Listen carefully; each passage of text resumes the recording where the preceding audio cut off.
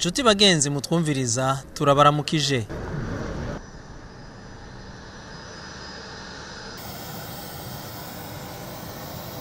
Your Excellency, under your leadership, your government played a very significant role to contribute to peace and security in the region, and particularly the Burundi National Defense Force, who was one of the first countries to land in Somalia in 2009 and fought courageously against Al-Shabaab. As a result, the capital city of Mogadishu was freed. Since 2007, Burundi soldiers in Somalia have made the ultimate sacrifice and assure the people of Burundi, your soldiers' sacrifices will not go in vain. Burundi and other African contributing countries in Somalia will be part of our history, our national history. Ati ntituzokwibagira yuko Burundi bwabaye igihugu ca mbere kurungika ingabo mu gihugu ca Somalia mu mwaka wa 2007. Ati kandi amahoro mu gisagara ca Mogadishu tuyakesha Burundi. Umukuru w'igihugu ca Somalia yongera ati ukwitanga kwanyu ni kuzoba imfa gusa kandi Burundi buzokwandikwa mu mateka y'igihugu cacu. Hari kwigenekerezo rya 19 Ruhuma umwaka wa 2019 aho umukuru w'igihugu ca Somalia Mohamed Abdullahi Farmajo yagendera Burundi aje gushimira Burundi n'abarundi bagarukanya amahoro mu gihugu ca Somalia kuva mu mwaka wa 2007. Ku kibuga c'indege cy'i Bujumbura yakiriwe na mugenzi we w'Uburundi nyene icubahiro Petero Nkurunziza mu kanyamuneza ntangere nimwirabire ibyo birori karakara uruhore.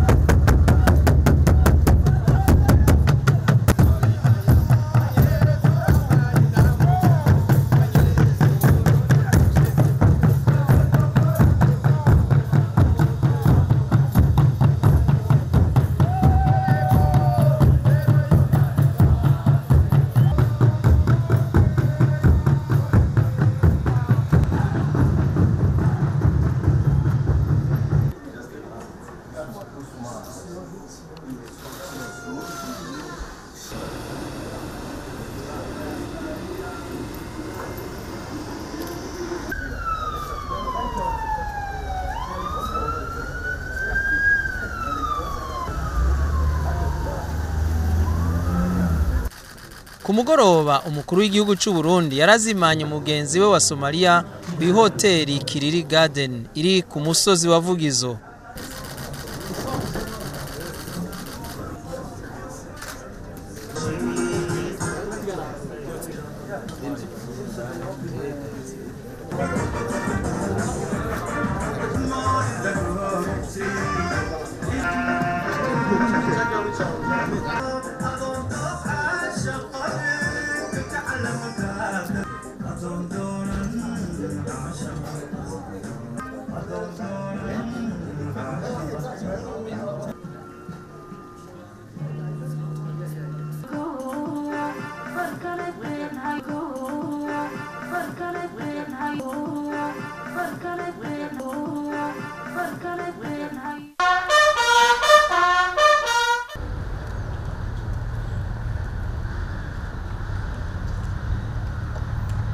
Bukeye bwaho uyu mushitsi w'iteka Mohamed Abdullahi Farmajo yarakiriwe na kizigenza wa Republika y'u Burundi n'icubahiro Petero Nkurunziza mu biro vyiwe.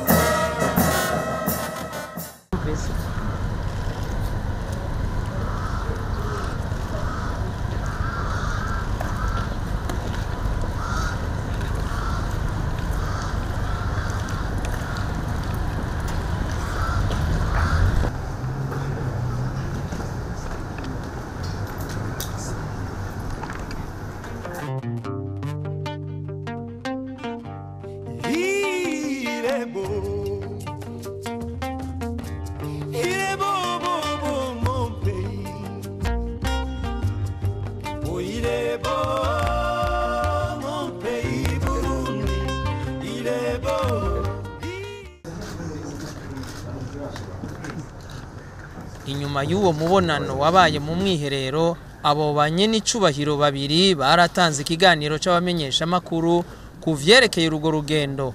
Tegera umukuru w'igihugu cy'u Burundi. Twagira tubanze dushimire Imana mashobora byose yuko uno munsi turamutse tunezeye ko umunsi ugira kabiri twakiriye nyenicubahiro umukuru w'igihugu ca Somalia Mohamed Abdullahi.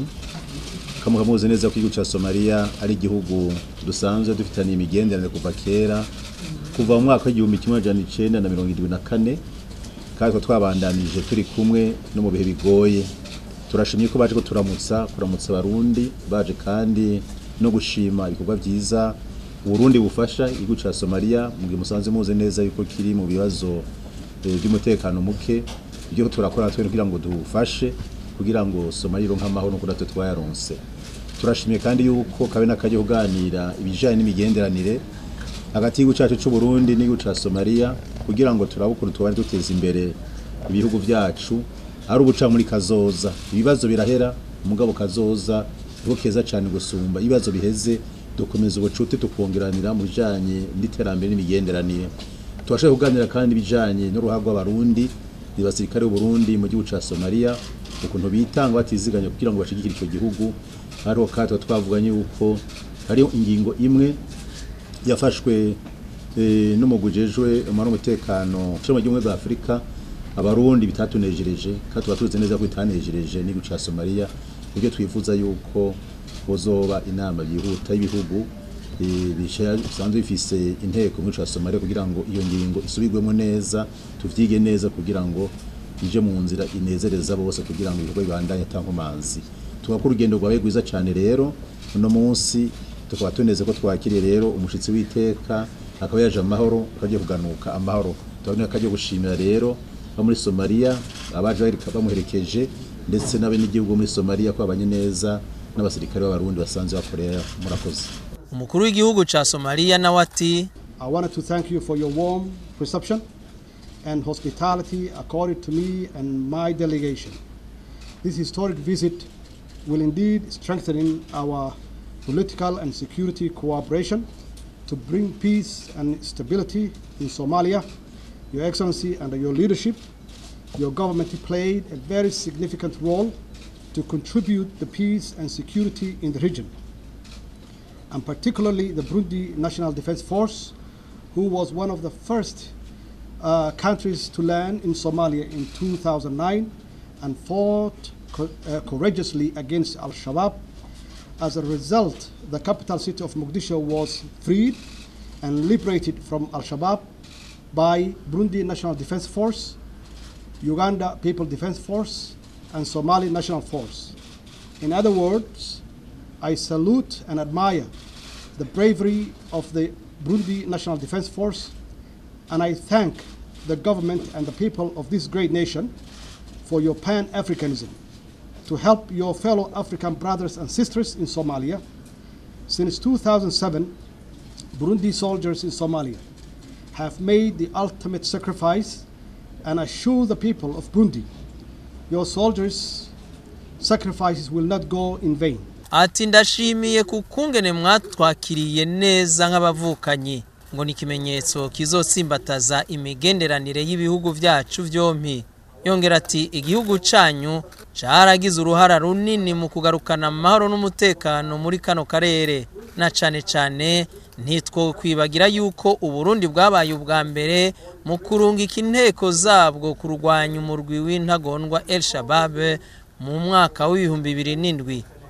Ubu igisagara ca Mogadishu kikaba kirangwamwo amahoro n'umutekano. Umukuru w'igihugu ca Somalia yabandanije avuga ati abasirikare b'abarundi baritanze bimwe vy'akarorero kandi ngo ntibizokwijana. Somali people are grateful for your contribution, Mr. President, and will always remember for what you have done for Somalia. Yongera ati abasomalia barabashimira ngo kandi bazokwama bibukanye n'icubahiro ivyo mwabakoreye. I had very productive discussion with His Excellency President Pierre, in which we agreed on strengthening our two sides' bilateral relations and foster a strong friendship in supporting each other to overcome our challenges. Ati twayazi ivyerekeye iterambere mu bihugu vyacu vyompi bikazofasha gutorera umuti ibitugoye. Burundi and other African contributing countries in Somalia will be part of our history, so our national history, and the history that we all African be proud of, and the history that we can find our African solution to African problems. Yongera ati Uburundi n'ibindi bihugu vyarungitse abasirikare muri Somalia bazoyagwa mu mateka yacu no mu mateka ya Afrika no mu gutorera inyishu ku bibazo bihanze ibihugu vya Afrika. As a brotherly countries, we need to understand that our future is interdependent, and our cooperation will not only be limited in the field of security, but we need to explore economic cooperation between our two nations. Thank you, Mr. President. Ngo gufashanya kwacu ni kuzogarukira ku vy'umutekano gusa, ngo ahubwo bizoraba n'iterambere mu vy'ubutunzi bw'ibihugu vyacu vyompi. Thank you. Thank you.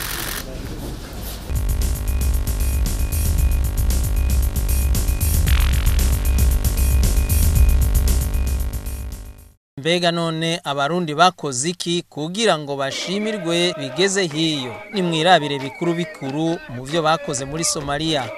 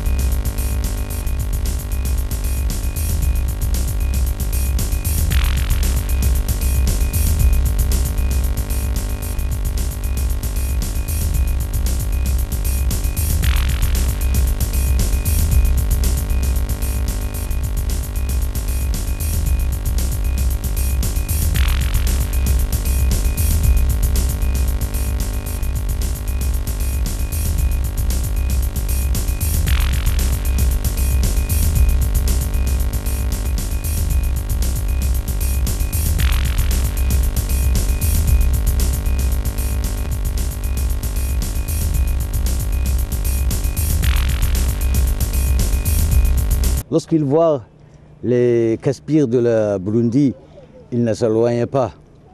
Ils s'approchent, ils disent, ils se sentent d'être avec son frère, avec ses frères, voilà. Mais s'ils voient les autres véhicules, les autres Caspires, ils courent, ils se cachent, ils croient qu'ils leur tirent. Mais le Burundi, il travaille, il collaborent bien, il attire le peuple, il aide. Le peuple savent bien que le Burundi a nous tiré dans un puits là où il y a des serpents et autres terreurs. Ils ont nous fait sortir de la puits. C'est-à-dire, ils ont nous donné la liberté. Aujourd'hui, nous ne pourrions pas comme ça marcher dans la rue librement avec nos enfants. Grâce au Seigneur qui a envoyé le contingent de Burundi et la MISOM. Burundi, waxaan ku amaanaynaa dhammaan ciidamada AMISOM, khaasatan ciidamada Burundi. Burundi waxaa tihiin dad edeb leh oo usluub leh intaan idinka barannay, askartiina gabdhihiina joogo. Wanajeshi wenu wa Burundi wako hapa wanafanya kazi muhimu sana. Wako hapa kama wanajeshi wa amani, wa kulinda amani. Tunataka kuambia Warundi ya kuwa wanajeshi wenu wako hapa kutusaidia sisi wa Somali kuregesha amani.